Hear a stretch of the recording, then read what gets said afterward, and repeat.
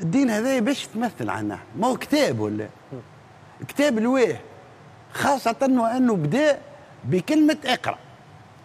اقرأ قال لك اقرأ. احنا 14 قرن في عوض نمتثل لهذا الأمر، اقرأ امتثلنا الأمر آخر ما عنده حتى دخل.